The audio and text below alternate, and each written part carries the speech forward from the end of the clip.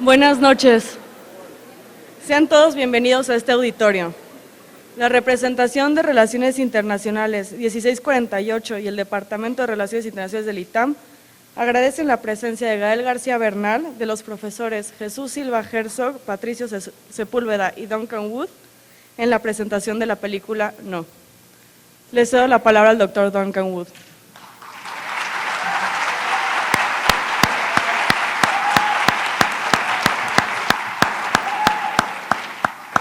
Muy buenas noches a todos, ¿me escuchan? Es exactamente como nuestra última conferencia sobre la política en Medio Oriente. Lleno el auditorio. Bueno, buenas noches a todos y gracias por venir. La mayoría de ustedes me conocen, yo soy Duncan Wood, dirijo el programa de Relaciones Internacionales aquí en el ITAM y próximamente voy a dirigir el Instituto México en Washington, en el Woodrow Wilson Center. Entonces voy saliendo de aquí, pero...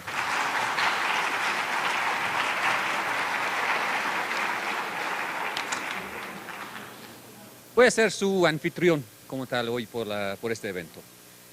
El 11 de septiembre de 1973, el general Augusto Pinochet dirigió un golpe de Estado que derrocó al gobierno constitucional del socialista Salvador Allende.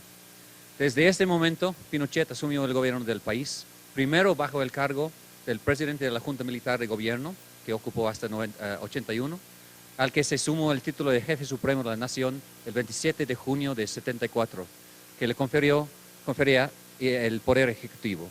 El 16 de diciembre del mismo año asumió el cargo de presidente de la República, que sería ratificado al promulgarse la Constitución de 1980. Su gobierno terminaría tras la derrota en el plebiscito nacional en 1988 y su sustitución por Patricio Aylwin en 1990.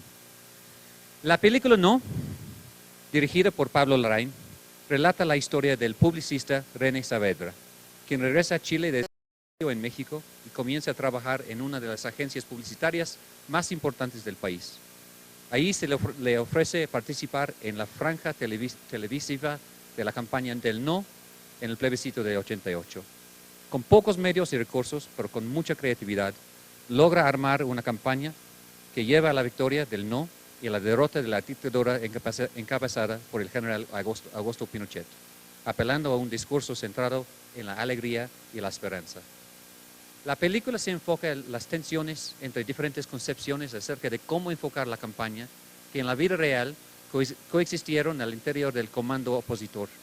Es un tratamiento muy sensible del tema de resistencia pacífica, de la comunicación política y de la lucha contra fuerzas políticas y militares muy poderosos por parte de la sociedad civil. Ahorita vamos a ver un clip de la película No.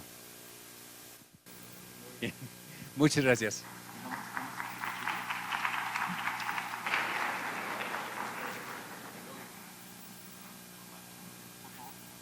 Perdón, nada más les voy a explicar un poquito bueno, muchas gracias por estar aquí, buenas noches.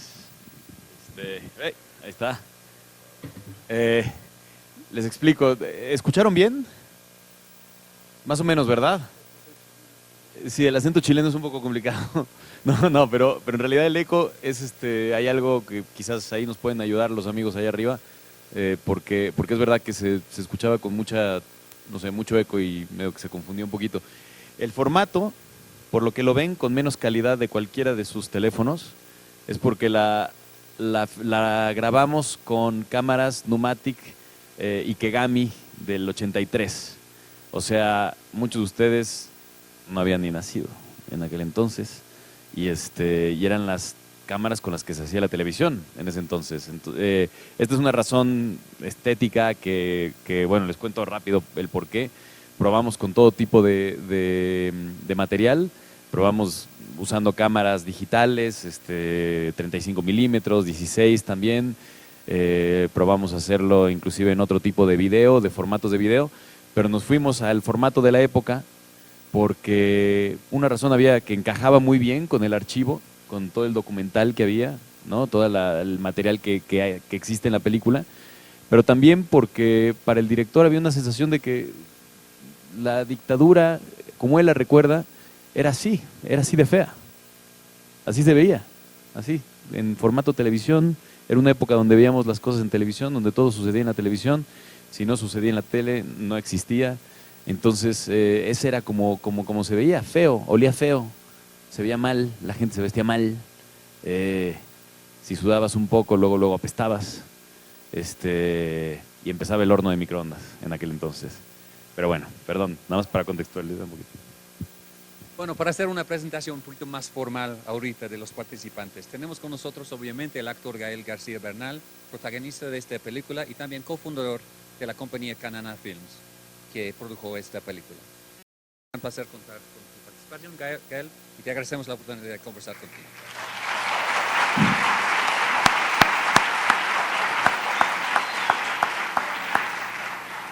También tenemos con nosotros dos profesores distinguidos, queridos y celebrados en el ITAM.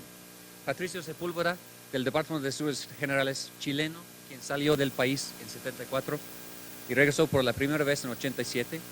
Y Jesús Silva Herzog, del Departamento de Derecho, comentarista, analista de la política mexicana e internacional, y quien comparte mi obsesión con el mundo de Monty Python. Entonces, buenas noches a los tres.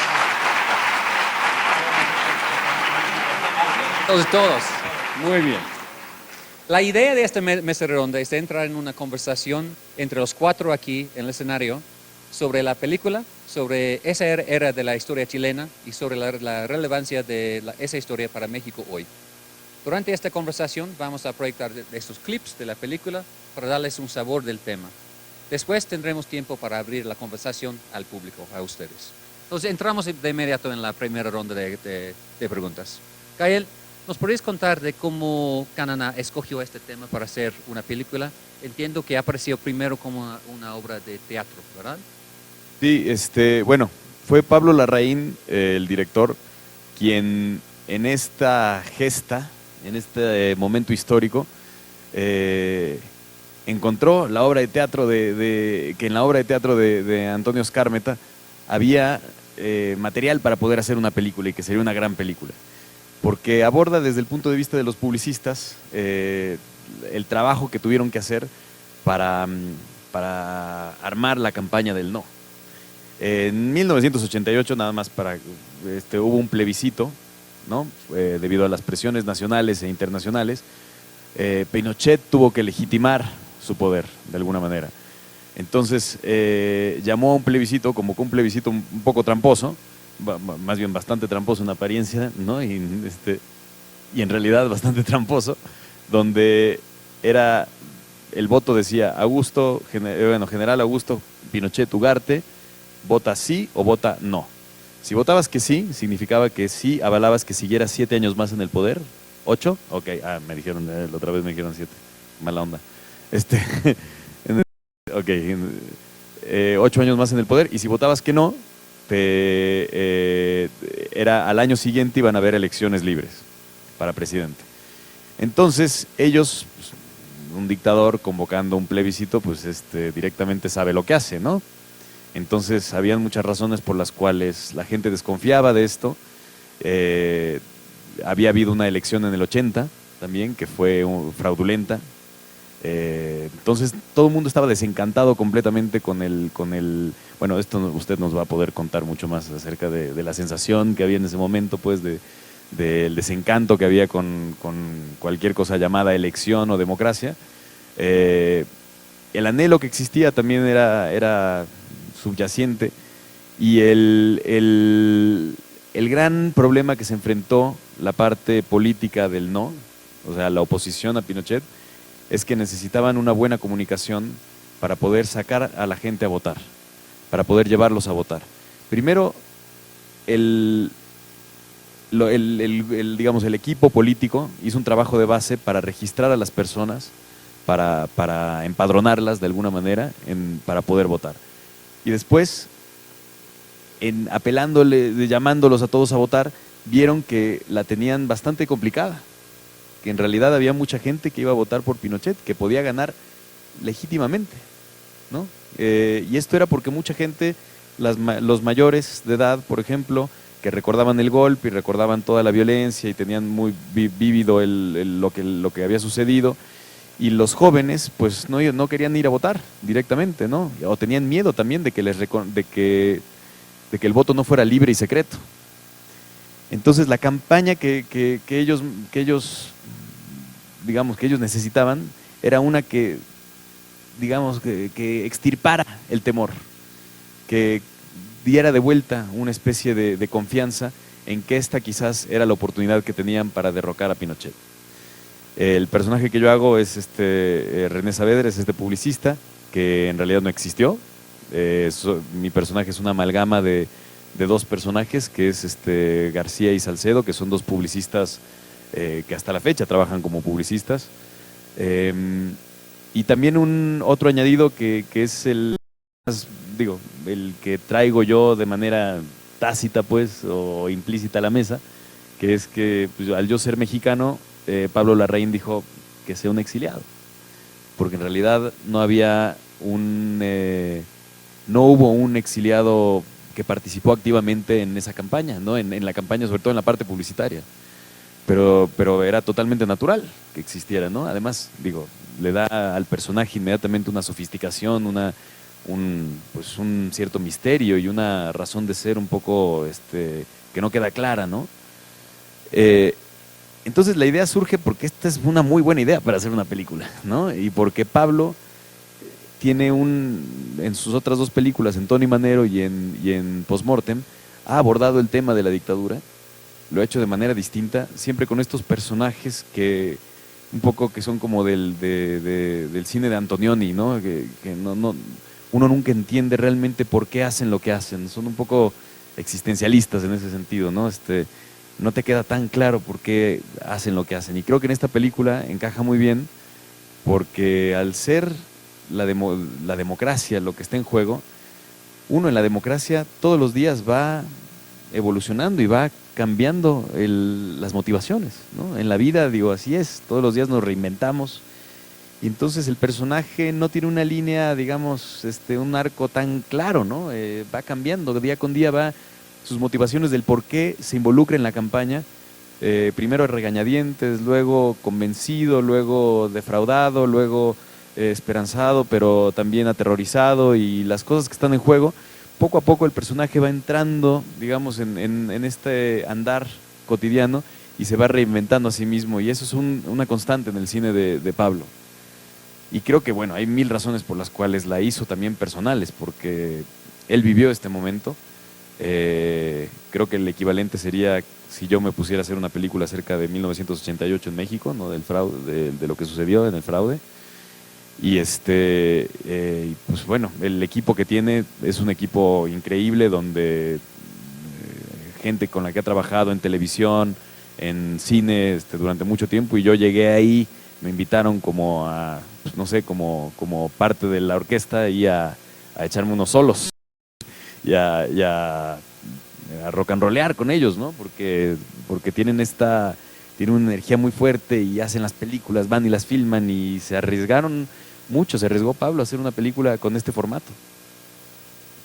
Es que me encantó cuando lo vi la película en avión este fin de semana, entonces no fueron las circunstancias perfectas, pero me encantó el feel de la película, que la verdad sí tiene éxito en proyectar una imagen de miedo en Chile en ese entonces, de la dictadura y de la importancia de concertar a la gente para una buena comunicación social, no política en este momento.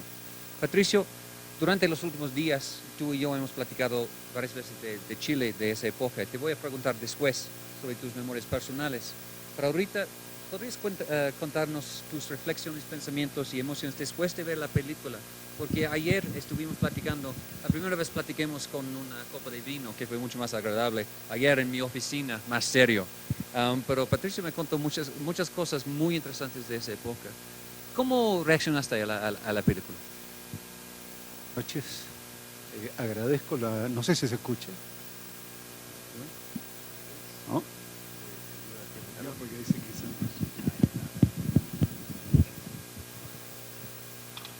no sé si ahora. Bueno,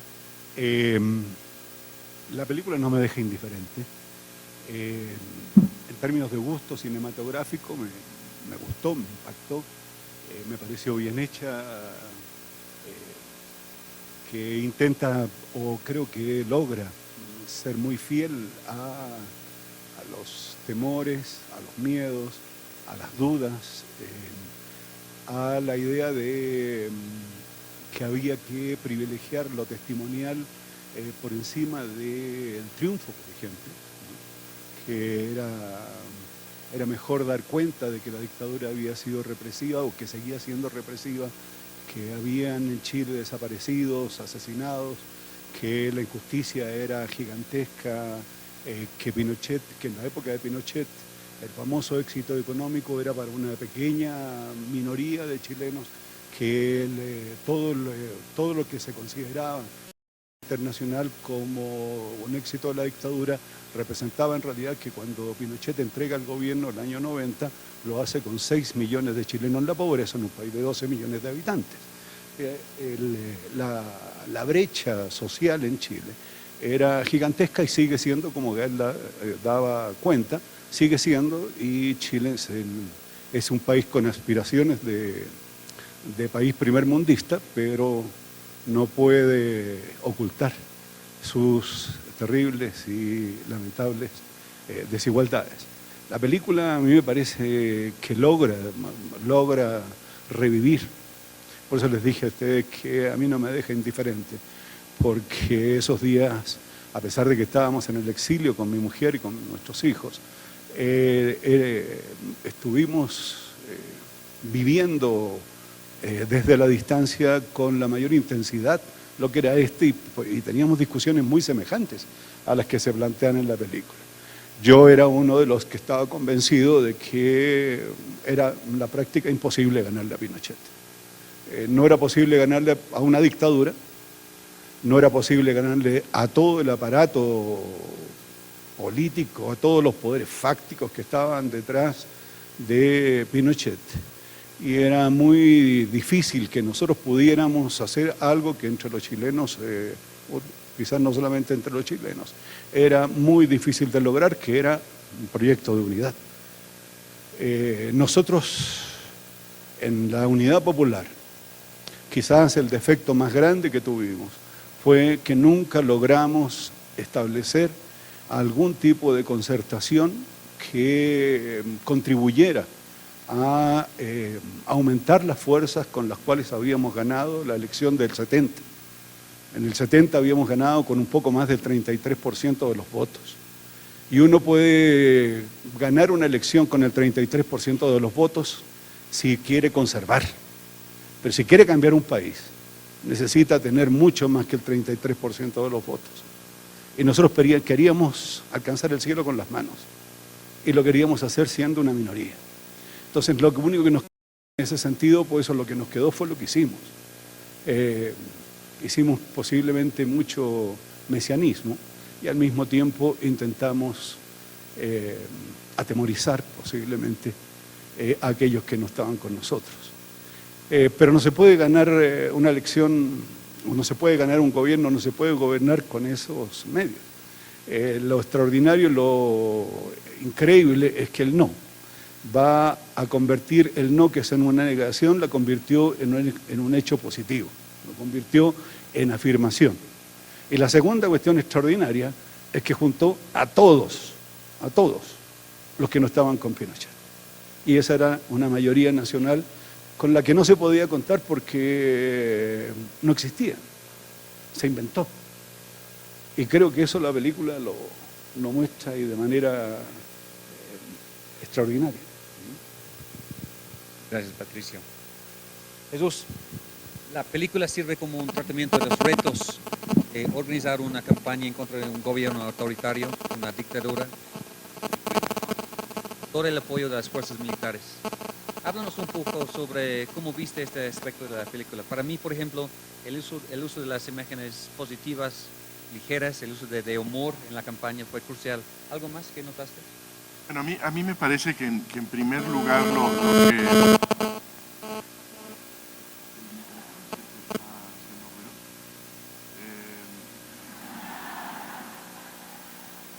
Mientras tanto arreglamos el problema del teléfono, yo les cuento una cosa, los chilenos, no sé cómo, porque me olvidé de decirle, los chilenos no tenemos sentido del humor, los chilenos no somos alegres, los chilenos somos más bien amargos. Cuando ustedes le preguntan a un chileno, ¿cómo estás? lo que contestamos es, ¿cómo querés que esté? ¿No? No es precisamente, y esto de haber convertido a Chile un país que se uniera en torno al arco iris y la alegría, bueno, es una cosa increíble.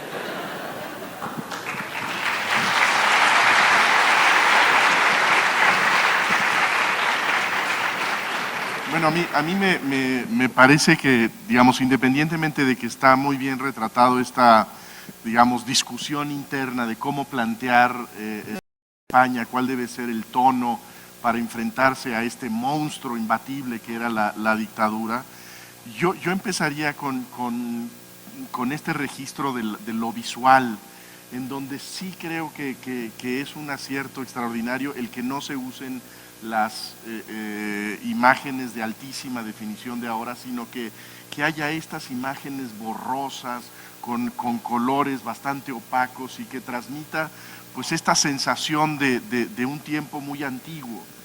Y que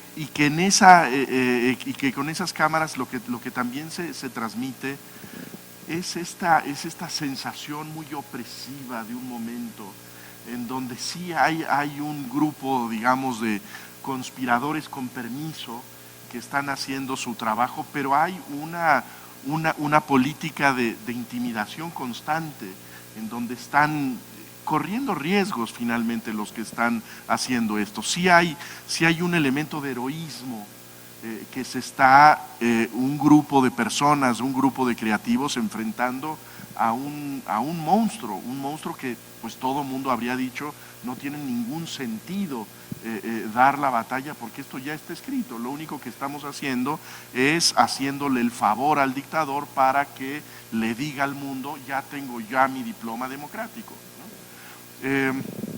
A mí me parece que es realmente un momento histórico mundialmente muy relevante.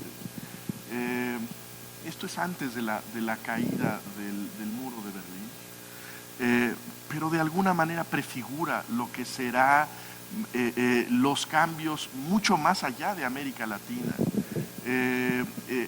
que es este momento, me parece que políticamente muy complicado, digamos, en términos estratégicos muy difícil de plantear cómo se comunica digamos este frente democrático con la sociedad, con condiciones muy adversas, pero también hay dilemas que van más allá de lo estratégico, que son dilemas morales. Ponemos a estos mimos bailando y con estas coreografías muy ridículas para que sonrían al futuro. Y hacemos como que no nos acordamos de los muertos, de los desaparecidos, de la tortura. Hacemos que se trata esta elección solamente del futuro y estamos dispuestos a pagar el costo de la desmemoria. Pues en algún sentido sí. En algún sentido hay un costo, a mí me parece muy alto y al mismo tiempo digno de ser pagado, que implica eso, ¿no? Que es esta controversia que me parece que está muy bien retratado en varios fragmentos de la película, de bueno, ¿y entonces para qué queremos ganar? Si vamos a ganar y vamos a ganar callándonos lo que significó la dictadura, en realidad estaríamos perdiendo, ¿no? Y yo creo que nos introduce muy bien a estos dilemas, que son los dilemas, digamos, de la, pues a lo mejor de la coloratura gris de la democracia, en donde no hay estos santos absolutos que tienen toda la razón y que son los poseedores de la moral, sino que se tienen que hacer de pronto elecciones que son moralmente incómodas, me parece, ¿no?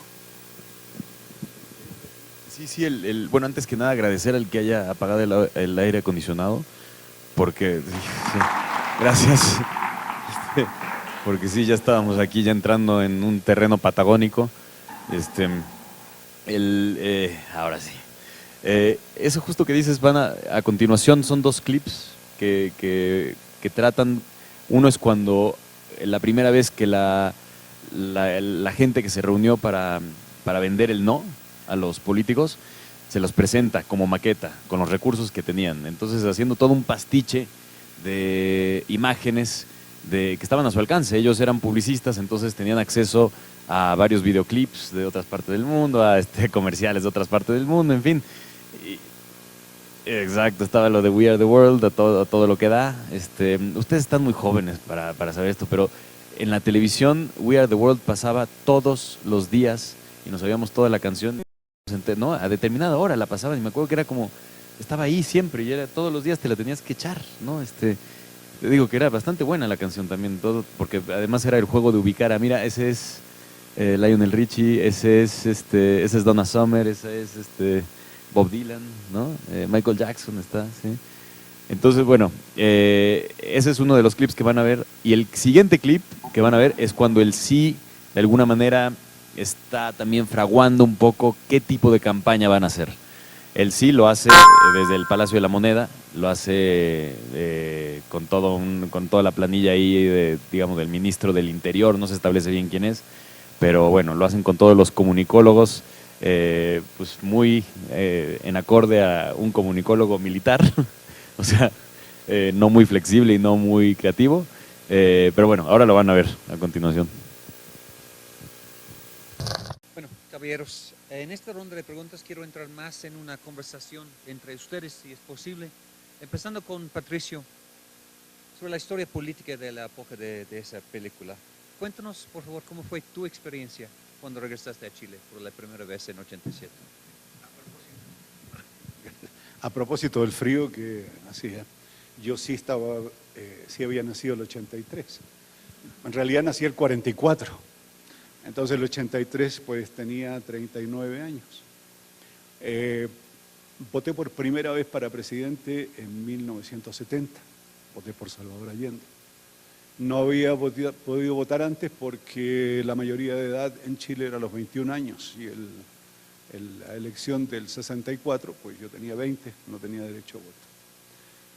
En el 70 voté por primera vez y nos sacaron con un golpe de Estado en el 73.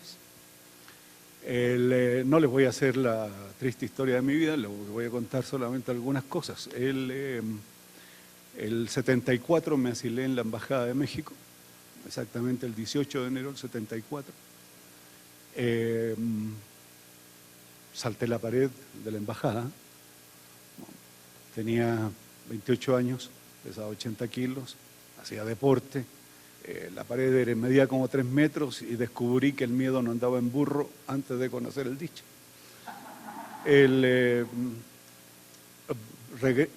Llegué a México el 26 de febrero del 74 y sin pasaporte, porque salí con un salvoconducto que pedía la Embajada de México, que me había concedido el asilo político, y llegué a México y no tuve pasaporte hasta abril del año 87. Nunca me negaron exactamente el pasaporte, pero nunca me lo dieron. La Embajada de Brasil cotidianamente iba porque ellos eran los encargados de los asuntos chilenos en México y ellos me decían que no sabían por qué no habían respondido nada del pasaporte. Durante 13 años nunca tuve. El 87 mi madre me llamó un día de marzo, al mediodía, de haber sido estábamos comiendo, y me dice que venía llegando de Interpol y que le habían dicho que ya podía volver a Chile. Y volví el 87, por primera vez en agosto del 87. Yo era en ese tiempo profesor de la Universidad Pedagógica Nacional. En agosto había vacaciones, pues me fui en agosto. Y llevé a mi hija más chica, que tenía 11 años y había nacido en México. Bueno, eso era un país que yo no conocía. Tampoco el país me conocía a mí, seguramente. El secretario general del Partido Socialista, que era Clodomiro Almeida, estaba en la cárcel, en una cárcel de cuello blanco, que le llaman en Chile, pero estaba en la cárcel, porque había entrado clandestino a Chile. Y yo lo fui a ver, yo era militante del Partido Socialista de Chile. y estuvimos conversando en esa cárcel y él me preguntó qué es lo que iba a hacer yo. Yo le dije, bueno, la idea es que volvemos a Chile, mi familia y yo. Y me dijo, bueno, compañero, usted tiene un lugar en el partido.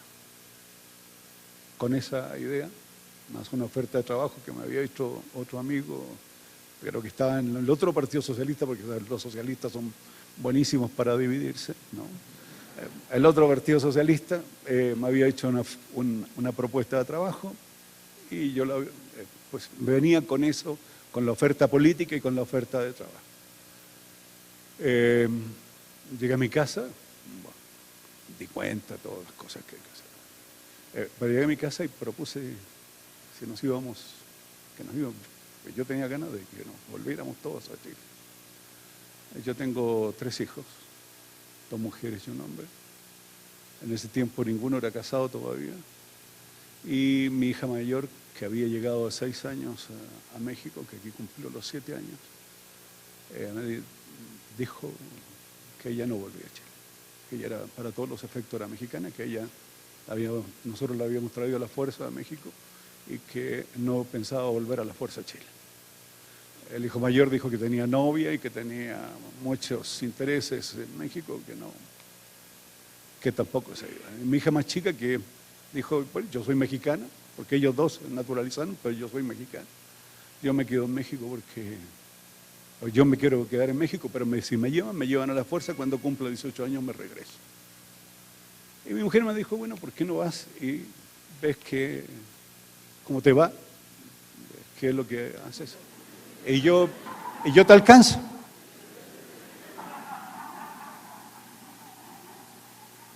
Odio la democracia. Perdí 4 votos a 1. ¿No?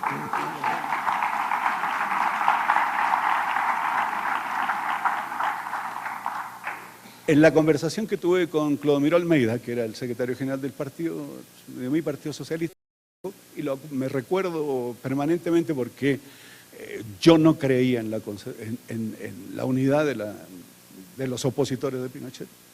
No lo creí, yo sí era como el personaje testimonial. Yo pensaba que lo que había que hacer era fiel a los principios, a las convicciones, a los propósitos que uno se ha fijado, al costo que sea, ¿no?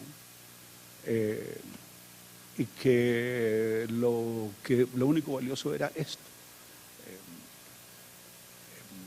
Jesús acaba de hacer una referencia, bueno, ¿qué hace uno con su pasado? ¿Qué hace uno con el pasado histórico, con la represión en Chile, con los prisioneros del Estadio Nacional, con mis amigos que murieron? Mi profesor, yo había terminado mi memoria de titulación en historia y a mi maestro lo desaparecieron en el año 76, porque era miembro del Comité Central del Partido Comunista, Fernando Ortiz. Se llamaba mi maestro y un hombre sabio, culto, profesor universitario, lo asesinaron y desaparecieron su cadáver y todo el Comité Central del Partido Comunista. ¿Qué hace uno con sus muertos? Al yerno de él, lo degollaron, al degollado que hablan, al yerno de él lo degollaron en plena dictadura.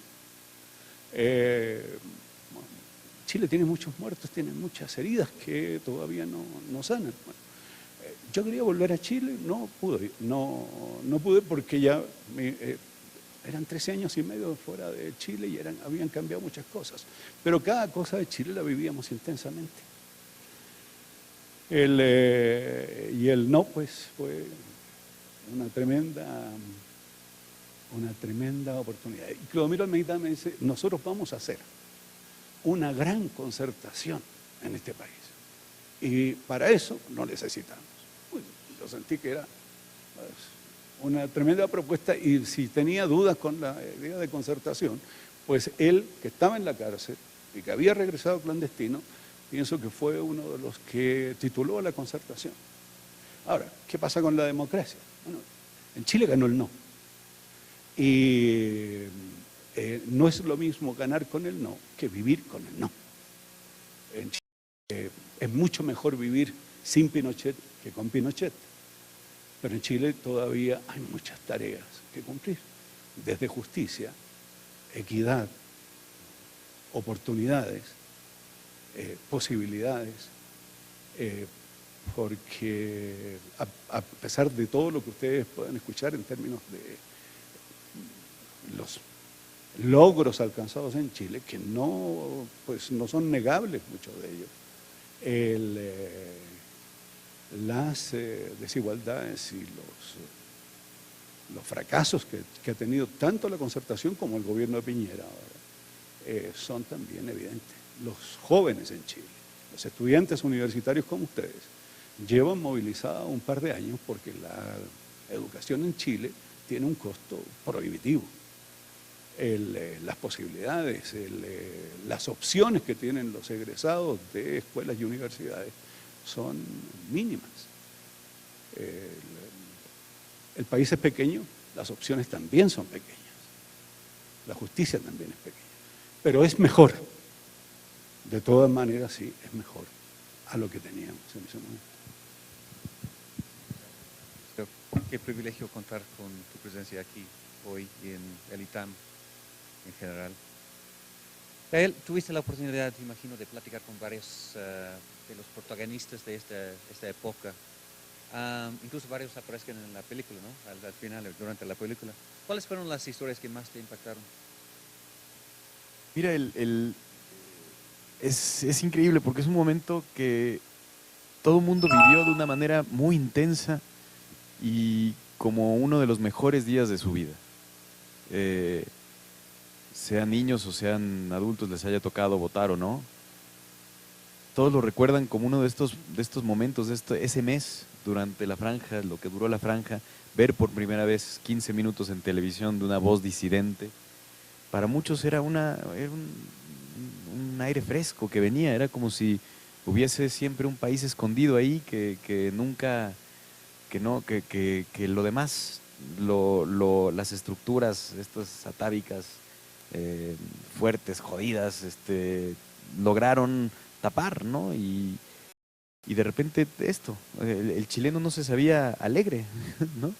No había como esa posibilidad de alguna manera y de repente en la televisión aparecían estos chicos, porque la mayoría eran jóvenes. Bueno, el presentador principal de la franja era Patricio Bañados, que es un locutor, presentador de televisión, que fue marginado de su labor durante la dictadura, que vuelve a aparecer también. Exacto. Sí, sí, eso, tuvimos el privilegio de poder trabajar con gente que hizo la campaña también. Entonces, aquí se está hablando, muchos de ellos están hablando de un lavado de imagen, de que la historia nos va a pasar la deuda, ¿no? Y sin embargo, nosotros estamos ahí haciendo la película 25 años después casi, con cuerpos 25 años más viejos, ¿no? Haciéndose a sí mismos, interpretándose a sí mismos. Patricio Aylwin actúa en la película, el primer presidente democrático después de Pinochet. Actúa en la película y creo que le costaba entender un poco el ejercicio que estábamos haciendo, pues es bastante grande ya. Y le costaba mucho entender como el ejercicio de esto es una película, es una entrevista, qué es lo que están haciendo, cómo es. Pero se prestó de manera muy, muy, muy amable, ¿no? Hay un plano que va sobre él como si le estuviéramos haciendo una entrevista y después la cámara viaja a lo que vendría a ser el monitor del video assist y ahí vemos a Patricio Aylwin hace 24 años en una entrevista que estaba dando justo para la franja, para añadir material para la franja del no. Muchos de los actores que participan en la película también participaron en la franja del no como comediantes, en los sketches cómicos, en los videoclips que hacían, trayendo material. Toda digamos, el mundo artístico de Chile estaba del lado del no. Muchos, la gran mayoría se atrevieron a salir, ¿no? Y a dar la cara. A muchos les costó convencer. Inclusive hubo un caso particular que fue el héroe del metro cuadrado, que es un jugador de fútbol ¿cómo se llama? Carlos Caselli, exacto, Carlos Caselli, que un deportista, ¿no? Involucrándose políticamente fuerte en la campaña, ¿no? Digo, por lo general los deportistas es como directamente no están, se quieren alejar de todo lo que tenga que ver político, ¿no? Y en cambio Carlos Caselli, héroe de la selección nacional de Chile y del Colo-Colo, jugaba en Colo-Colo, ¿sí? Jugaba en Colo-Colo, él directamente apareció en la franja con su madre. Conocí a muchos de ellos y conocí a los que hicieron la franja, estos personajes que son los que yo interpreto de alguna manera. Y ellos actúan en la película, pero actúan del lado del sí. Son el que dice hay que sacarle partido a sus ojos azules, no sé qué. Él es un director de cine que hizo mucho del material de la franja. Otro de ellos que está ahí también es uno de los principales, Eugenio García, que es de los publicistas más importantes de Chile, es uno de los creadores principales del No, que está ahí con Pinochet, con el ministro del Interior. Y el personaje uno de los también más singulares, que es José Manuel Salcedo, él aparece en la película, no lo van a ver en estos clips, pero aparece como un sensor, como el sensor de televisión al que le entregan la cinta. Entonces, hay algo que estamos hablando acerca de cómo la historia te cobra la deuda, pero por otro lado estamos haciendo un ejercicio donde se están sanando o estamos recordando o estamos invocando de vuelta a esa deuda que es muy presente. No por algo, sintomáticamente existe el movimiento estudiantil en Chile realmente directamente atacando, criticando las deudas del no, lo que trajo, de hecho se dice mucho, de manera un poco también a la ligera, ¿no? Por mucha gente no le tocó vivir la dictadura, porque no había nacido, pero se dice que la alegría nunca llegó, ¿no?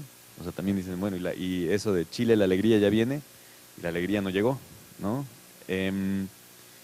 Entonces hay un juego ahí como con la historia donde a la vez se le critica al no, lo que era muy interesante cuando la película pasaba en Chile, cuando pasa Pinochet, cuando hicimos una función para todo el movimiento estudiantil, cuando sale Pinochet en pantalla, se ríen porque causa mucha risa a esta distancia, ¿no? Lo que dice, ¿no? Las cosas que dice, cuando vean la película van a ver. Pero cuando salen los presidentes, los futuros presidentes, cuando sale Patricio Aylwin, lo rechiflan, ¿no? Entonces hay algo de la derrota del no que está manifestándose, digamos, de las deudas del no, que está manifestándose fuertemente en Chile, pero también hay algo del triunfo del no, que es el hecho de que se puedan manifestar libremente y de que lo hagan y de que se enfrenten al gobierno y que tengan estos puntos y que sean innegociables y que digan, mira, es que tiene que haber educación gratuita en Chile, educación superior gratuita, punto. Y que los otros quieran negociar y ellos dicen, no, basta, no vamos a negociar. Esto es así. Eso hace 24 años impensable, ¿no? Completamente impensable. Entonces hay algo del triunfo del no que se está manifestando todavía y algo de la deuda del no, o de la derrota implícita de un triunfo que también está manifestándose ahí, ¿no? Y después haremos un breve viaje por cómo eso también creo, según yo, tiene mucho que ver con México en el mismo periodo, ¿no? Pero de los testimonios más impactantes son, por ejemplo, preguntándoles, ¿qué pasó el día del triunfo? ¿Cómo fue? ¿Dónde estabas? ¿No? Sobre todo a José Manuel Salcedo, que era de los que se jugó el pellejo, ¿no? Ahí haciendo la campaña. Y él dijo, mira, me invitaron lo invitaron al comando del no. Pero él no quiso ir, el trabajo de él ya estaba hecho, ¿no? De alguna manera, ahora le tocaba a los políticos, le tocaba a todos los operadores, en fin, ya era como pasaba a ser materia de otro estilo, ya no, los publicistas estaban ahí nada más para observar de alguna manera. Y él vio el triunfo en la tele, en su casa, solo, en el sofá de no, ese fue Eugenio García, en el sofá de su mujer con la que se había divorciado. Y al día siguiente lo que hizo es que agarró un auto y viajó al desierto de Atacama Viajó, y no paró agarró el auto y se fue, directamente. Ahí todos los personajes lo celebraron de manera distinta. Para unos fue un momento increíble, pero para otros fue también el fin de una identidad, ¿no? Toda la vida llevo formándome, oponiéndome a algo, y de repente triunfo. Bueno, ¿y qué sigue? ¿Y ahora qué? ¿Y ahora para dónde, no? Creo que aquí nos estamos también invocando una sensación muy en acorde a lo que sucede en México y lo que sucede en el mundo entero, creo, en torno a la democracia, ¿no? Pero bueno, eso después. Pues, volviendo un poquito más académicos, no lo puedo evitar, perdón, pero como politólogos, ¿cuáles fueron como las lecciones de esta película para las ciencias sociales? Sacaste. Bueno, yo creo que es una, digamos, el enfoque, la ventana para ver este momento extraordinario en la historia, diría, no solamente de un país, sino mundial. Yo creo que sí tiene esta dimensión de un evento mundial muy relevante, el hecho de que con votos se derrota a un dictador, cosa extrañísima. Pues me parece que es un ejemplo muy paradigmático de la forma de salir de las dictaduras, que se convirtió en en una disciplina académica, ¿no? Que es estos estudios que estuvieron muy de moda de las transiciones democráticas. Decía que a pesar de que el mirador de la película sea digamos, el trabajo de comunicación, el trabajo de los publicistas, creo que lo que sobre todo queda como motivo de reflexión es la confluencia de los enemigos históricos, ¿no? ¿Cómo es posible, que eso nos decía ahora Patricio un poco su duda, y por qué vamos a estar nosotros con los demócratas cristianos? Pues la verdad es que no respetaron, no defendieron al presidente constitucional, fueron parte de ese golpe con la idea de quitamos a este y pronto se restablece la democracia y volvemos nosotros. Fueron muy desleales. Pero hay este aprendizaje de que tienen que ponerse de acuerdo los que están adentro, los que están afuera, la izquierda, la derecha, y con esta idea de que tienen que cuidar su coalición, ¿no? Esta, digamos, imagen curiosa de los colores inventados ahí del arco iris, bueno, pues es que tienen que estar juntos, porque el otro no solamente fue fuerte en dictadura, sino que fue muy poderosa también la oposición pinochetista una vez establecida la democracia. Que yo creo, y ahí pues Patricio a lo mejor tiene una idea mucho más crítica que la que tendría yo creo que fue un periodo notablemente positivo para Chile, el de la Concertación. Fue perfecto, por supuesto que no podría serlo, y desde luego que tiene costos en términos de desmemoria, tiene costos en términos de esta, digamos, continuación de una política económica que fue muy ventajosa para unos, desventajosa para otros. Pero sí creo que en América Latina fue un ejemplo de una clase política, yo diría, muy admirable. Yo no abucharía a Patricio Aylwin.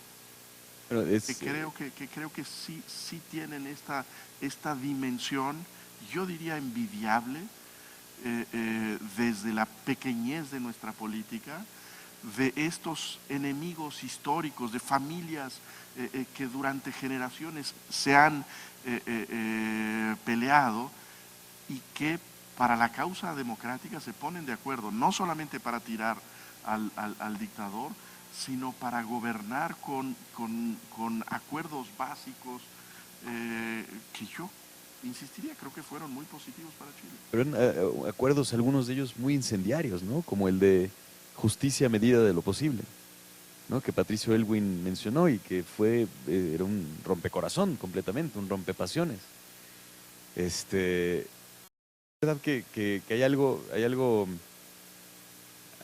hay algo muy interesante también, que es la teoría de Pablo, el director, que dice, mientras más ahondaba en la película, en hacerlo a través del punto de vista de los publicistas, me di cuenta que en realidad Pinochet impuso su propio veneno como una especie de héroe trágico, en el sentido de que él trajo el sistema, digamos, neoliberal, ¿no? De mercado, donde los comerciales, donde la oferta y la demanda, ¿no? Se manejaba quién vendía mejor el producto y demás. Pues a final de cuentas, con esa narrativa, es que lo derrocaron, utilizando el lenguaje comercial, el lenguaje publicitario. Es como lo derrocaron, porque él no supo hacerlo. Vamos, Jesús tiene razón en términos de el reconocer a la Concertación. Yo creo que fui o soy un leal partidario de la Concertación en términos de todo lo que significa de la aceptación de las diferencias y la aceptación de mí como también diferente. Elwin, bueno, es que yo trabajé en la Secretaría Privada de la Presidencia de la República cuando Allende era presidente. Bueno, arrastraba el lápiz, como se dice en México. Vi a Elwin llegando a la Moneda, conversando con Allende intentándolo convencer, mostrándole, posiblemente no fui testigo de la conversación porque yo era pues, un asistente B, no era nadie, no lo escuchaba, pero sabía más o menos por dónde iban las conversaciones, persuadiéndolo de que si había un golpe de Estado, el precio del golpe de Estado lo íbamos a pagar todos, que eso era algo que se podía, por lo menos desde la visión de nosotros, desde la izquierda, lo teníamos. También nosotros teníamos la imagen de que pensábamos que podíamos ganar, ¿no? Éramos ilusos, pero pensábamos que podíamos ganar una guerra, digamos. No medíamos las dimensiones. ¿Cuándo supimos nosotros la dimensión del enemigo? Cuando fuimos derrotados con absoluta facilidad y a las 2 de la tarde Allende era un cadáver. Y todo el resto de los militantes y todos los que habíamos salido a luchar ese día, huérfanos de cualquier tipo de posibilidad de combate, de acción contra un ejército, contra una fuerza armada que era extraordinariamente poderosa. Y en ese momento nosotros estábamos, y lo hicimos por años, estábamos ubicando quiénes habían sido los culpables, los responsables de nuestra tragedia, de lo que estábamos en el gobierno. Entonces los más fáciles de encontrar como responsables de esa tragedia eran los demócratas cristianos. Nosotros teníamos un verdadero, quizás así como le teníamos miedo y rabia a la dictadura y a los militares, a los demócratas cristianos les teníamos desprecio y los responsabilizábamos que por su cobardía habían permitido que ese golpe se produjera. Entonces era muy difícil, quizás era más fácil sanar una herida con un enemigo directo, como lo hace Isaac Rabin cuando firma la paz con Yasser Arafat, que firmarla con alguien que también pagó su precio, o pagó un precio no a lo mejor de la misma dimensión, pero pagó un precio de la dictadura como fueron los demócratas cristianos. Era más difícil la reconciliación con los demócratas cristianos. Era muy difícil. Yo no soy neutral, no soy neutral nunca, tampoco lo soy en este sentido. Nosotros desde la distancia en México lo que decíamos, bueno, ¿cómo vamos a votar por Elwin? No estábamos ni inscritos, no teníamos que hacerlo. Sentíamos cierto alivio en no tener que estar en la urna frente al hecho. En 2010 con mi mujer nos inscribimos y votamos por Eduardo Frei. Pues sí estábamos convencidos que era mejor, pero para eso hay que pasar años de la vida de uno y todavía frente al voto dice, pero yo estoy votando por Frei. Uno no deja de sentir la sensación de que o está traicionando, es como en el amor. Pues, si me prometí que nunca te iba a faltar o no te iba a engañar o no te iba a hacer, y estar engañando lo que uno... Pero a lo mejor ahí está el aprendizaje, que no hay que confundir la política con el amor, ¿no? Es durísimo. Los odios, lo que pasa es que el amor y el odio son dos emociones que van muy unidas. Entonces, Con Elwin yo entendería, no lo haría, yo no lo silbaría. Elwin pues fue el primer presidente de la Concertación y fue para todos un avance. No fue, sin duda que lo fue. Como lo fue Frei y por supuesto lo fue Lagos y Michelle Bachelet, conversando tranquilamente, ya después que había sido el presidente Lagos en el San Angelín, comiendo con tranquilidad en un restaurante tan bonito como ese, tan agradable, pues él nos contaba pues lo difícil, porque yo una de las preguntas que le hacía, pues posiblemente provocadora, le decía, bueno, pues presidente, usted ha sido socialista toda su vida. Yo lo apoyé cuando yo era estudiante, cuando él era candidato a la rectoría de la Universidad de Chile, donde yo estudié, y él fue candidato a la rectoría. Teníamos años por lo menos de saber, yo por lo menos de la existencia del presidente. No podía hacerse más. A él le toca la detención de Pinochet. Nosotros hubiéramos esperado que una de las grandes alegrías, a mí no me alegró la muerte de Pinochet, no me alegra la muerte de ningún ser humano, tampoco la de Pinochet, pero sí me alegró que lo detuvieran. Me alegró que un tipo que se había sentido omnipotente, que había hecho lo que se le había dado la gana en Chile, que se había colocado más allá de la ley, que quiso representar el Leviatán chileno, se estuviera en la condición de no hacer lo que se le daba la gana en Londres, así fuera en Londres. Y pues amigos míos, como José Miguel Insulza, que fuimos compañeros, defendieran con más allá, diría yo, del deber al dictador, no era algo que me dejara satisfecho, y que fueran mucho más consecuentes aquellos que no estaban directamente involucrados con él, como el gobierno inglés, el primer ministro inglés, el juez Garzón, fueran más consecuentes en ese sentido, pues no deja hasta el día de hoy hacerme sentir por lo menos incómodo. Pues son también amistades distanciadas. Uno entiende las razones y las lógicas de la política. Por eso quizás prefiero la academia, ¿no? Sí. Gracias, Patricio, a los tres. Vamos a proyectar otro clip, ¿verdad? ¿Sí? Ok, gracias. Es que a mí se me hace muy emocionante, de verdad.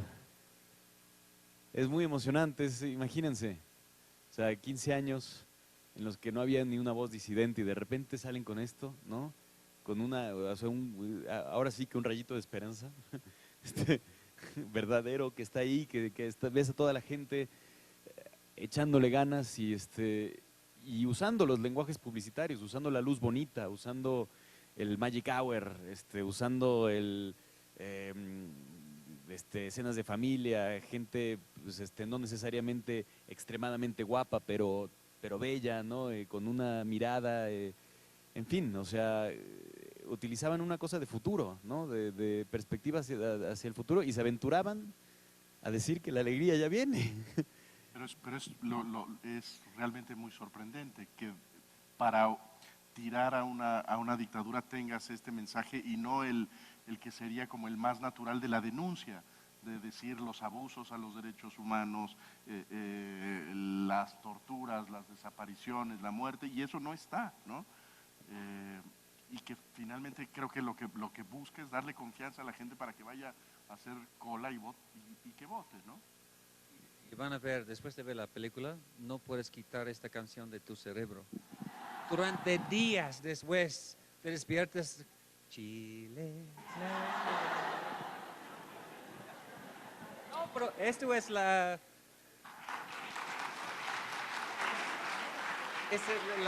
el poder de la publicidad, del marketing que utilizaban, ¿no? Es que en el cerebro. Hay una escena justamente donde el personaje que interpreto está diciéndole a un músico, mira, necesito un jingle. Y el otro le dice, no, pero a ver, no, espérate.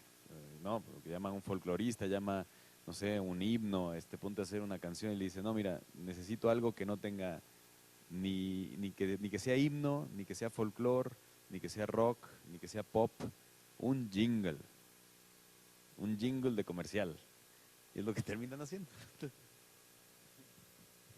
Bueno, antes de terminar, quiero preguntar la pregunta más obvia de la noche. ¿Qué es la relevancia de esa película para México hoy? Y empezamos con Jesús y conversamos, ¿no? Mira, a mí lo que me parece es que es esta, digamos, sí creo que tiene como mucha presencia en la disyuntiva inicial, que yo creo que fue muy importante para México durante mucho tiempo, de si tiene sentido participar en un proceso electoral cuando las reglas no son parejas, cuando hay uno que tiene, digamos, el control de la cancha. Y creo que la demostración es que pues sí tiene sentido la participación en las elecciones y que esa participación en las elecciones transforma la naturaleza de la política, que no es una decisión menor, que en ese sentido el que digamos que se vuelva a participar, que los socialistas vuelvan a participar en las elecciones, sí implica un sacrificio de su ideario, sí implica una parte de abandono de sus convicciones más profundas para hacer una serie de concesiones que sean pues vendibles electoralmente, ¿no?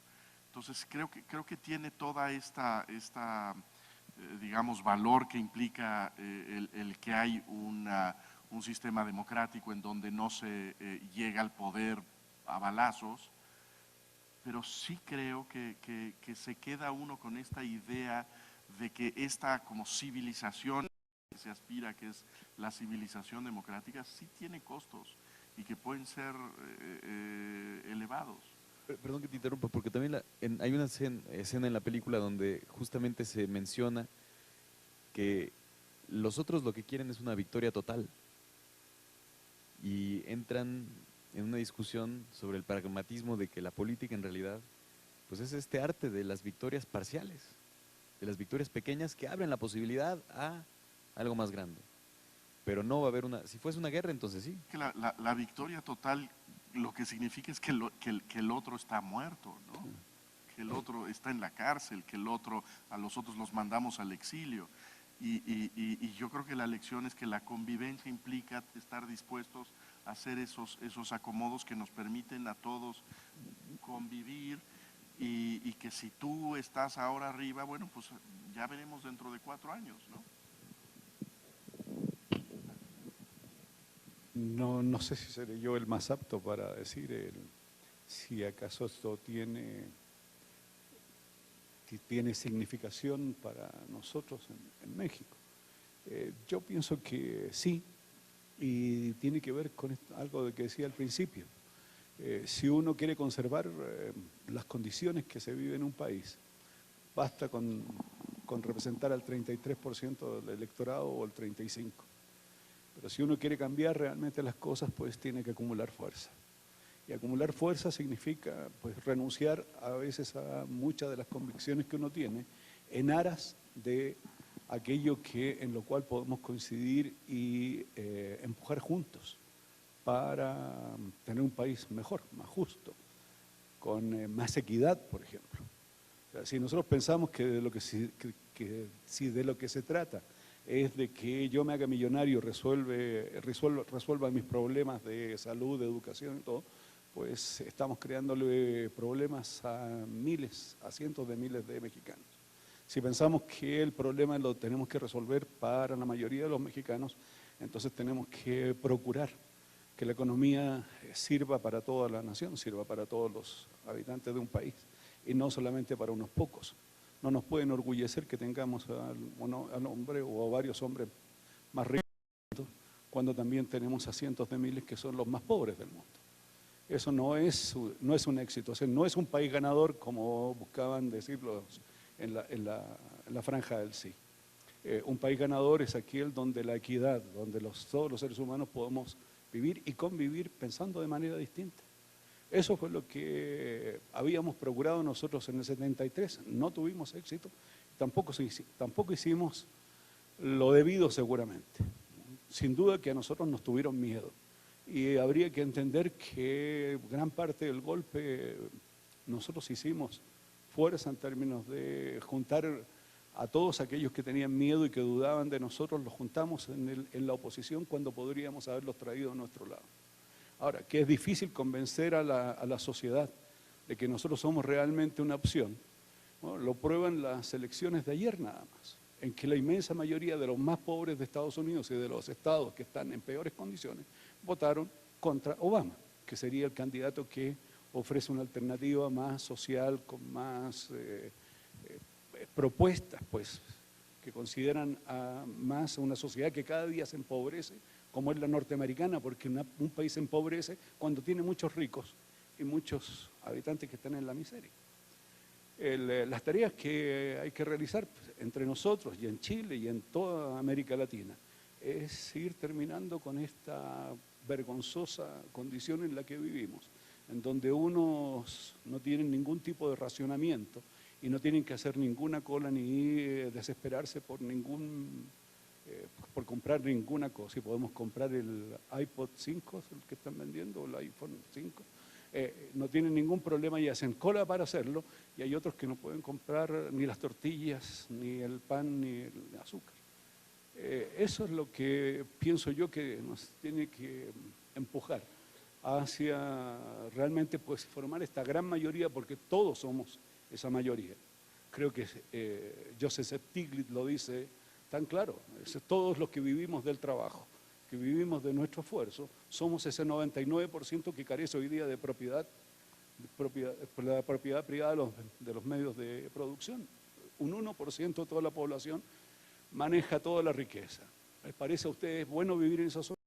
¿Les parece bueno a ustedes que estas sean las condiciones y las propuestas que se esté haciendo? Pues yo soy un hombre ya mayor, cumplo 68 años en un día de noviembre próximo.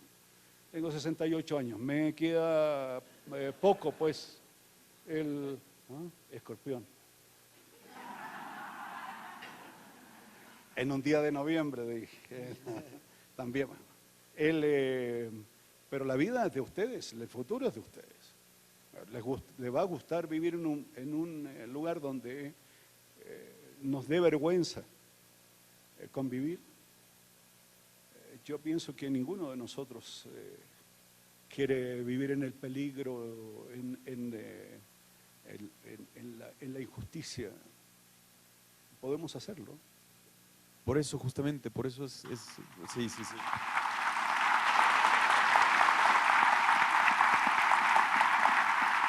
Por eso creo que justamente me agarro de eso último que acabas de decir, porque es por lo que creo que esta película es increíblemente relevante para México. Porque hay una historia paralela, y no es coincidencia, hay algo que Chile y México comparten, que es, ahora por ejemplo acaba de salir las cifras, pues, ustedes aquí las estudian más que yo, obviamente. Chile es el país más desigual de América Latina y México es el segundo lugar. En Chile, en el 88, regresó la democracia de alguna manera, ¿no? Sucedió este plebiscito donde volvió la democracia. En México, en el 88, nació una democracia no reconocida, pero nació de una derrota, de un fraude, de una paña, completamente. Ojo, donde además el candidato, yo me acuerdo de niño, el candidato no tuvo ni un minuto en la televisión, ni un minuto. El candidato que debió ganar esa elección, al que se la robaron.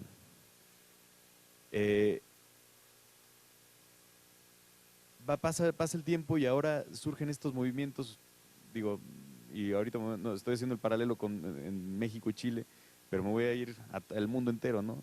Con esta especie de 20. Pues, ¿qué pasa? En Chile está este movimiento estudiantil que surge como, y qué buena noticia además, que la primera plana sean consignas estudiantiles. Me parece que es fantástico, habla bien de un país en ese sentido también, que que la procuración por una buena educación de calidad gratuita sea la primera plana del país. O sea, en Chile en primera plana sale quién ganó la elección de la Confech, ¿no? Entonces eso es increíble, que te digo, se están concentrando en las cosas que importan realmente, creo.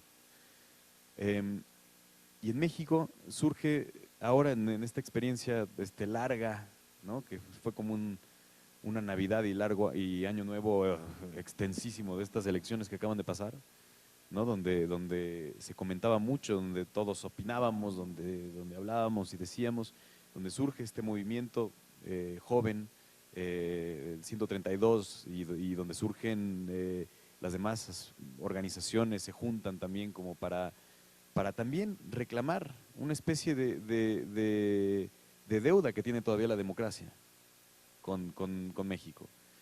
Esa victoria del 88 todavía tiene, esa derrota más bien, donde nace una especie de conciencia democrática, y lo digo en mi caso personal, yo ahí es donde me hicieron político, en ese momento, me hicieron un ser político por ver cómo nos robaron la elección completamente y cómo bueno, surge una rabia y un descontento cuando ves que la persona que anunció que se cayó el sistema es ahora un senador de la izquierda. Mames, perdón, pero es que hay algo ahí que no.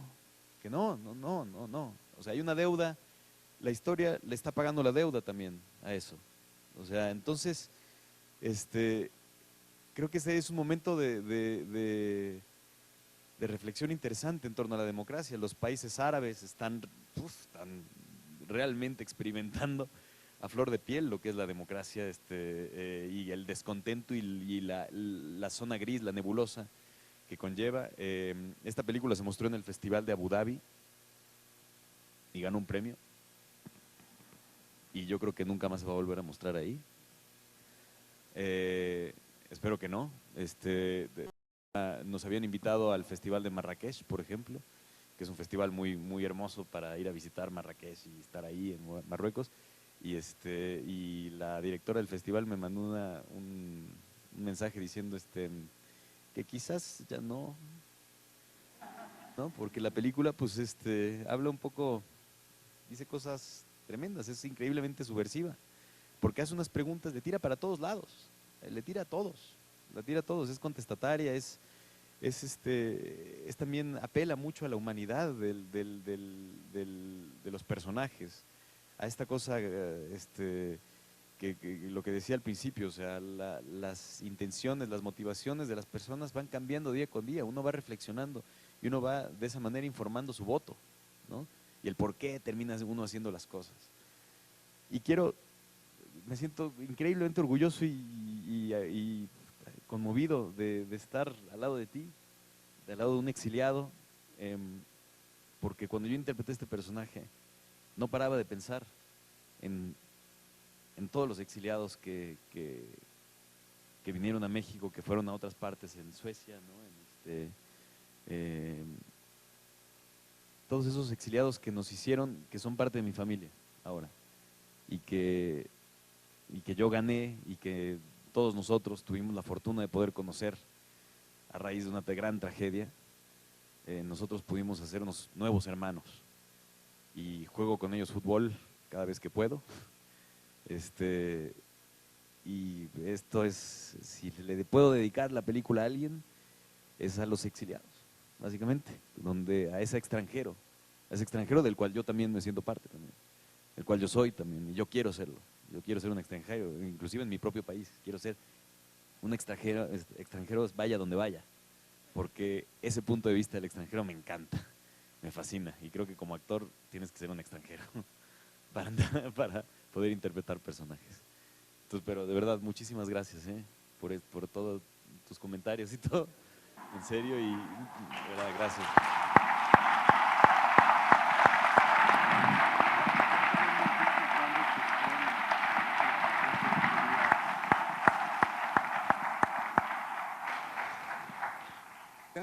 Un tiempo muy breve para recibir 3 preguntas del público. ¿Alguien quiere ayudar? Cuando están escogiendo las personas, vamos a tomar las 3 preguntas conjuntas, en conjunto, y tenemos que decir que el estreno de la película aquí en México es el viernes, ¿verdad? El viernes aquí en México, en Cuernavaca, que está aquí al ladito, Toluca también, Guadalajara el viernes, y luego ya la siguiente semana está en Monterrey, en Morelia, en Baja California, pero bueno, si ustedes van al cine este fin de semana, pues va a seguir en los cines aquí. Hola, buenas tardes, noches ya. Soy Luis Antonio Vázquez de Ciencia Política.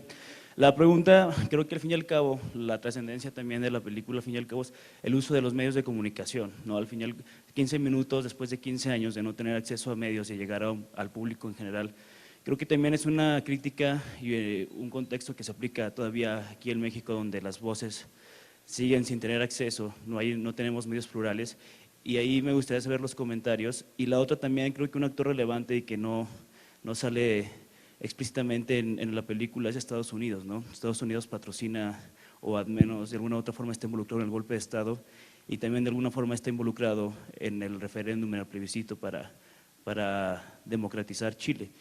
Y por último, también la pregunta al profesor Patricio Sepúlveda es ¿a qué sabe el no, una vez que se sabe que también Pinochet será senador vitalicio? Entonces, de alguna u otra forma sigue ahí en el poder público, ¿no? Sería todo. Gracias. Bueno, ya 3 preguntas, ¿no? Bueno, sí, buenas noches. Me llamo Benjamín Castro, profesores, Gael. Mi pregunta va más o menos por la línea de la que acaba de hacer mi compañero, pero quiero ver otra dimensión. Al final de cuentas, de lo poquito que vemos de la película, nos damos cuenta que 15 minutos marcan la diferencia y 15 minutos marcaron todas estas asociaciones y al final de cuentas un cambio en el régimen, ¿no? Son 15 minutos de publicidad. Quiero tomar eso y llevarlo a México actual y preguntarles cuál es el papel de la publicidad en la democracia actual. ¿Tenemos la publicidad que deberíamos de tener como ciudadanos o hay algo que deba de hacerse con la publicidad? Es decir, la publicidad más próxima que tenemos es la de un señor bien parecido, bien peinado, que sale en TV y Notas con una actriz y al parecer eso le ha dado la presidencia de la República. Entonces, ¿cuál es el papel de la publicidad en la democracia actual en México? Y por último.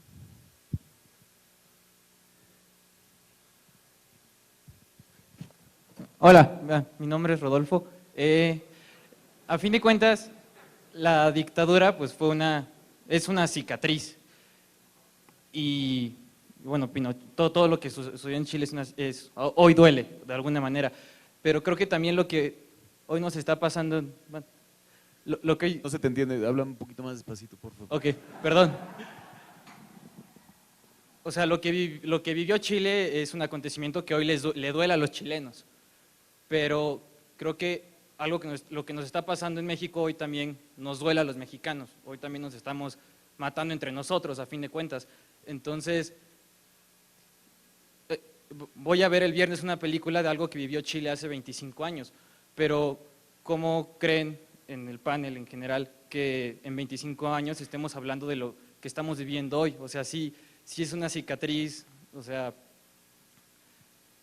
pues de nuestros muertos también, a fin de cuentas. Ojalá que en 25 años estemos haciendo una película para recordar lo que hoy nos está pasando en todo este contexto, y si sí creen que lo merezca. No sé si pregunté, pero perdón, gracias. Buena pregunta.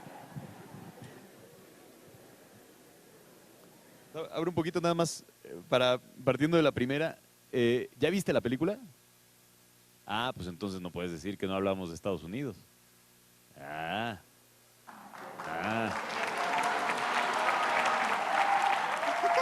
Sí.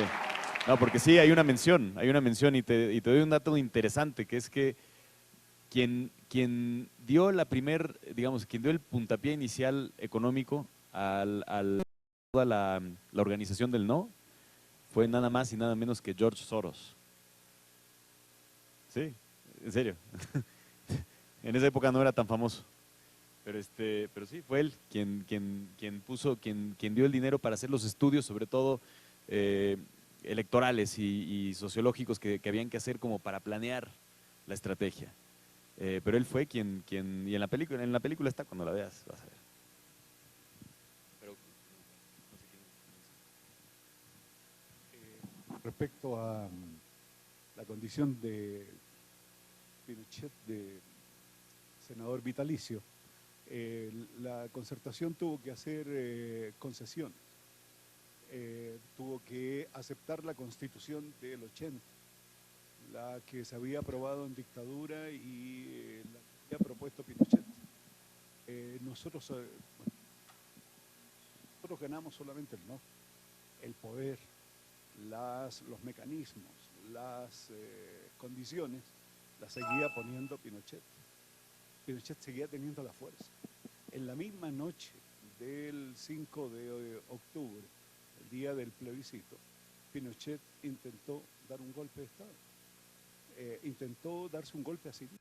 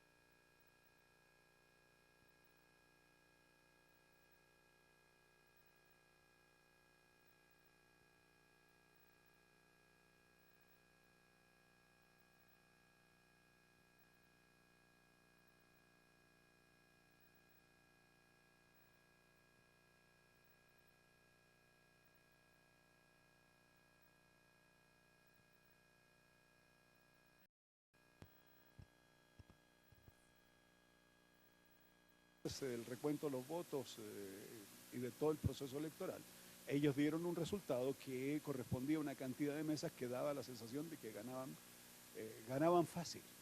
Eso iba a provocar posiblemente una reacción, violencia, y era lo más fácil aplastar esa violencia y decir que no habían condiciones para que pudiera aceptarse el que este grupo de violentistas tuvieran la posibilidad de hacer gobierno. Entonces, había que aceptar, o hubo que aceptar, muchas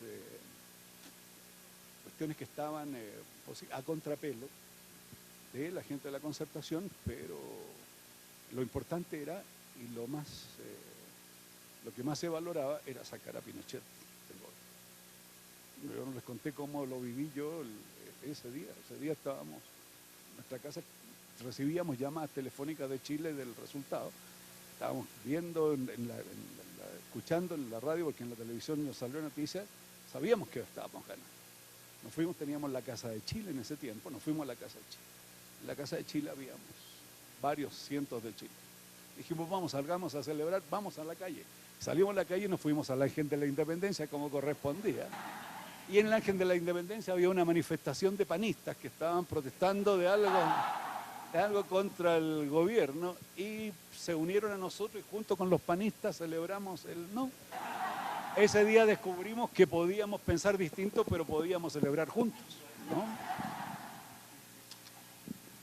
Bueno, yo creo que en relación con esto de los 15 minutos que cambian la historia, me parece que la película es una película muy bien hecha y me parece que es una muy buena película para ir el fin de semana, pero es una película en el sentido de que tiene una visión que pone el lente en estos personajes que son los arquitectos de la estrategia publicitaria. Eso es lo que explica la derrota de Pinochet. Bueno, me parece que eso contribuye, pero sería absurdo pensar que ese es el elemento que lo define todo. Está puesto en la película y tiene sentido dramático muy bien planteado en la película, pero creo que tiene que ver con muchas otras cosas que son las que dieron pues la base de la concertación, esta reconciliación de los enemigos históricos que tienen claro que tienen que poner como prioridad número uno quitar a la dictadura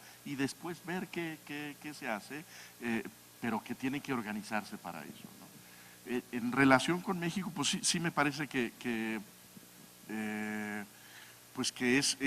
es un elemento crucial de la crítica de la política mexicana que tiene que ver con el espacio de los medios de comunicación en México, sin lugar a dudas.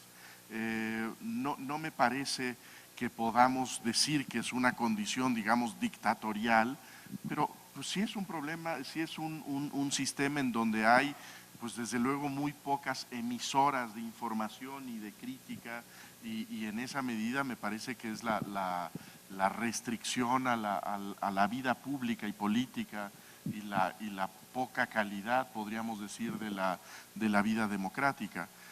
Yo, en términos de la publicidad que se preguntaba hace un momento, a mí lo que me parece, digamos, saliendo de la campaña reciente, es la poca gracia que tiene nuestra comunicación, lo solemne que es el tono con el que se comunican los políticos, ¿no? Verlos ahí caminando y recorriendo el país, con mensajes gastados, con frases vacías, en donde no hay esta cosa que es el genio de usar el humor, ¿no? Incluso el humor que Pinochet también usa, según veo en la película, con una cosa bastante graciosa, un poco burlándose, como usando el mismo instrumento de los adversarios, ¿no? Bueno, no hay ninguna gracia en nuestros políticos. Una cosa que le llamaba la atención a quienes estaban viendo el debate, uno de los debates entre los candidatos a la presidencia, es, bueno, llevan 2 horas y nadie ha hecho un chiste, ¿no? ¿Qué política es esta en donde no hay ni siquiera un momento para hacer pues una broma, ¿no? Creo que justo en este caso fueron 15 minutos cuando la oposición tenía 45 minutos, ¿no?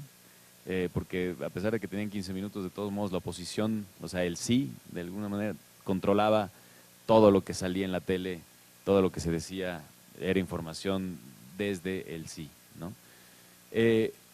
Pero creo que comparto lo que tú dices creo que ahí mencionaste un ejemplo, pero creo que gran parte también de la, no sé, de la descorazonada o de la desilusión o también de la indignación que nos da acerca de este proceso electoral tan largo y tedioso, es que justamente esto, la comunicación es muy mala, es increíblemente mala, y también estamos queriendo, es como si no tuviéramos capacidad interpretativa, o sea, no podemos adoptar un modelo externo, que es el debate televisivo, por ejemplo, y hacer de eso algo refrescante y algo informativo. Al contrario, se volvió, era como si hubiese sucedido en el 88. O sea, era de un nivel completamente acartonado, donde además la misma estructura era increíblemente complicada de entender y donde no se prestaba para esta discusión libre, amena también. Y es verdad, yo a mí lo he mencionado muchas veces, ¿no? Pero me tiene impresionado cómo alguien que se mantiene acartonado, que no muestra ese lado, digamos, no permea ese lado humano, sensible y, digamos, perspicaz, ese lado donde también hay una autocrítica y donde también puede haber un cambio de dirección, ¿no? Que no se expone, que no se deja ver, puede llegar a ser presidente. Eso me parece increíble, me parece alucinante. Y de hecho, tenemos mucho también la culpa, digamos, los medios de comunicación, nosotros en la comunicación que tenemos ante las elecciones, y el ejemplo que he estado dando estos últimos días es cómo lo de Obama y Romney, como ya los conocíamos tan bien, como ya sabemos de qué va uno y de qué va el otro, de lo único que se habló en el primer debate, por ejemplo, es de que Obama andaba pues, medio distraído y Romney bastante enchufado. Y entonces Romney puede ganar. O sea, era directamente quien hacía mejor performance. Entonces creo que la publicidad ahora es que gana quien vende la mejor imagen del país. quien vende la mejor imagen del país directamente, no solo de sí mismo, sino la mejor imagen del país. Entonces, esa desilusión, yo me tiene desgastado, ¿no? Y creo que a muchas personas, porque parece que la democracia, esa cosa tan elevada que además en algunos casos es intocable y que es sacrilegio, ¿no? Quizás mancharla con alguna crítica o con algún cuestionamiento, ahora se ha convertido en una especie de, la expresión máxima que son las elecciones, se convirtieron en la expresión más, pues quizás también, permítanme decirlo así, más podrida de la democracia, más pervertida. Y me gustaría ver, o sea, esta película, alguna de las líneas que me bajó y que entendí, ¿no? y que me dejó muy claro, pues es que la democracia se construye en paz, en libertad, en las plazas públicas, todos los días, constantemente, cotorreando, construyendo, confrontando también, contradiciéndonos, cambiando de dirección, motivándonos y en fin, impulsándonos también no solo por la entraña, sino a veces también por la cabeza, a veces por la izquierda, a veces bajar el balón de distintas maneras, ¿no? Esa es la verdadera democracia. Es la que sucede todos los días y no la que sucede en las elecciones. Yo estoy en ese, ahorita ando en ese, es que ando muy molesto con las elecciones en general, la verdad. Entonces,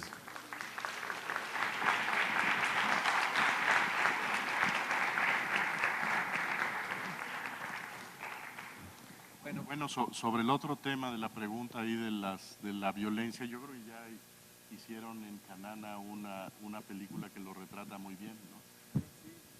Hago el anuncio, digo, la película que también presentaron aquí, que es el Miss Bala, me parece que es un retrato emocional de esta pues, condición mexicana de violencia, de miedo, angustia terrible, ¿no? y otra película que creo que fue una especie también de híbrido documental, que es quizás también lo que tú ves un poco como ver qué es lo que sucedió, quiénes éramos, en qué momento. Hay una película que también está ahí, que para mí es más documental que ficción, que si tú... Sí. Es una película que sucede, que la filmamos cuando todavía no se había... no había habido el cambio de gobierno. O sea, todavía estaba el PRI en el poder en aquel entonces. Y ahora de vuelta. Me preocupa el no estar tan convencido de las elecciones. Yo creo que, no sé, toda mi vida he sido electoralista. Creo que la democracia es una empresa colectiva. Es una tarea de todos. Es una tarea de todos nosotros. Y su profundidad y expansión es también la tarea de nosotros. El problema es que hasta este momento nadie nos ha convencido de que eso es algo positivo y bueno para nosotros individualmente y para nosotros como país. Mientras más ciudadanos sepamos qué estamos haciendo y por qué lo estamos haciendo y participemos más, las cosas serán absolutas. Los actos nos necesitan a nosotros. Hasta el primer momento nos han gobernado. Ya es hora de que nosotros aprendamos que también somos gobernantes.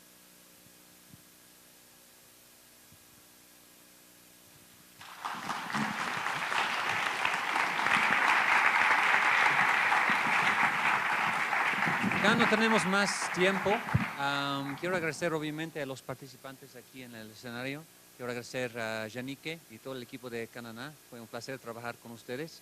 A Carly Yi, a Daniel Rosado, muchas gracias por su ayuda en todo eso. A la representación de alumnos de RI, excelente trabajo otra vez. Y a todos ustedes por venir y participar. Muchas gracias y nos vemos pronto por acá.